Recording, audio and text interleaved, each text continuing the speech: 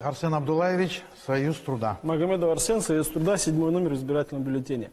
Вот, обсуждая вопросы выборов, я пришел к удивительному для себя факту. Дагестанцы стали гражданскими инвалидами.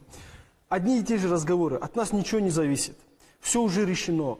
Мя-мя-мя, би-би-би. Вот мне хочется призвать, прекратите вот эти разговоры. Если вы их не прекратите, вы будете жить в таком положении, в котором вы живете сейчас. Ничего в лучшую сторону не изменится. Понимаете, вот здесь собравшиеся люди, я и мои коллеги, мы в целом устроены в жизни. И мы в целом лучше живем, чем большинство из вас, дагестанцев. И, скажем так, нам это меньше надо, чем вам. Приходите на выборы. Не верьте в эти разговоры, что все решено. Ничего не решено. Решаете вы. Еще в более худшем положении люди, негры, 70 лет назад не могли в туалет зайти вместе с белым. Приходите на выборы, выбирайте профессионалов, участвуйте, и тогда измените себя, изменится ваша жизнь.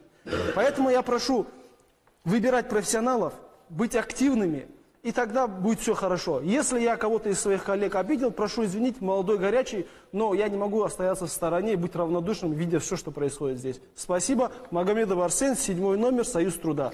Спасибо большое, Арсен Абдулаевич. Наши первые дебаты подошли к концу. На самом деле, я думаю, что нашим телезрителям понравились ваши выступления. Здесь в студии мы увидели компетентность, неравнодушие.